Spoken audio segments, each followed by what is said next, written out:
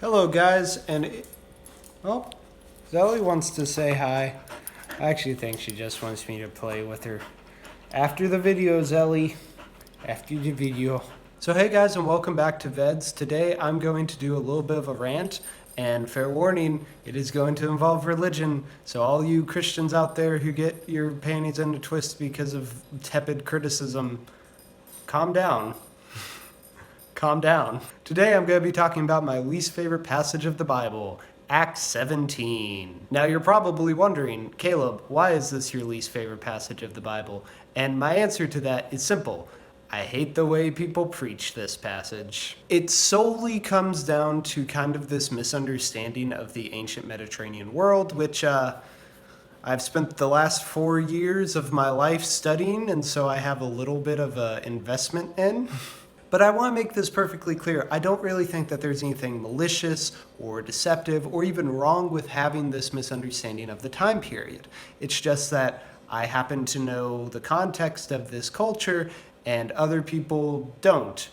And I get slightly annoyed sometimes. All right, so for those of you who are not aware, Acts is a book in the New Testament of the Bible, and it documents the activities of the church after Jesus goes back to heaven. So mainly it is people going around the ancient Mediterranean world telling people about the gospel.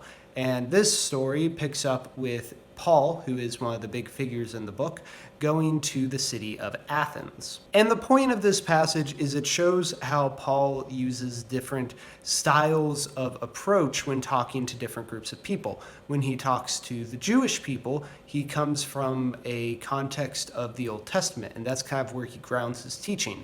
But when he talks about the Greeks, he engages with them through the statue of the unknown God. Now, we'll get back to the statue because that's where my big beef lies. But first, let's talk about one of the people who he interacts with in Athens, or one of the groups of people. He talks to several philosophers, not a surprise, it is ancient Athens, and one of them is the Epicureans. There are two major schools of philosophy during this time period, Stoicism and Epicureanism. And when most people are looking at this passage, they define the Epicureans as hedonists. This is not a good way to describe the Epicureans. See, Epicurean philosophy is based on this idea of you should live your life to gain the most pleasure, which does sound kind of hedonistic until you actually dive into what they mean by pleasure. Epicurus was a big believer in balance and tranquility. If something was going to give you momentary pleasure but cause you trouble down the line, then you shouldn't do that thing. I like to use the example of you can't get too drunk because then you'll have a hangover, but Epicurus used the example of you can't kill your neighbor's kids if you want to because then your neighbor's gonna kill you.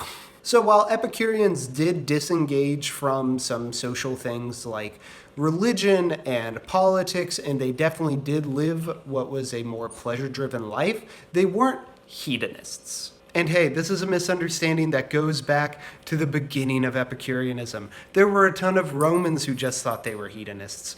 So I can't really fault 21st century people from thinking that.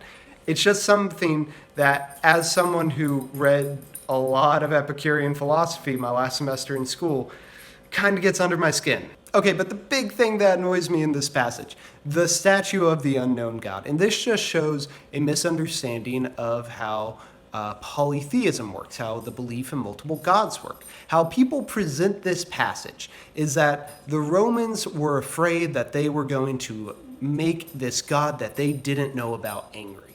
And so they had to put up a statue to him to appease him. And they called it the unknown God, and they worshipped it because they were so afraid that they were missing out on a God. Which is a logical assumption if you're coming from monotheism, which has a much more strict view of who God is. But these were polytheists, and so their view of the gods was fundamentally different, not just because there were multiple, but because they allowed other religions to interact and be on the same playing field as their own. There were a lot of Romans who worshipped Egyptian gods. In fact, some Romans would even go over to Egypt and see a statue of Horus and be just like, yeah, that's Zeus. In fact, this is one of the reasons Rome was so successful at conquering the Mediterranean, because when they went into a culture, they didn't tear down their gods. They were just like, yep, there they are. And when you understand this, you understand the unknown God in a very different way.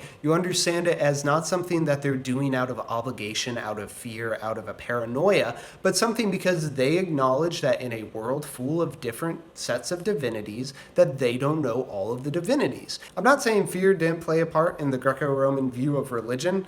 I mean, I would be pretty afraid of pissing off Zeus if I believed in him, but I just don't think that's a really good way to frame this. And I think it takes something away from Paul and his understanding of the Greek world that is kind of unfortunate when we simplify it. Okay, so there's my rant on Acts 17, or specifically how people preach Acts 17. Like I said, these are just small things that annoy me because I've spent so much time studying this stuff. I really don't think they matter. But I will see y'all tomorrow.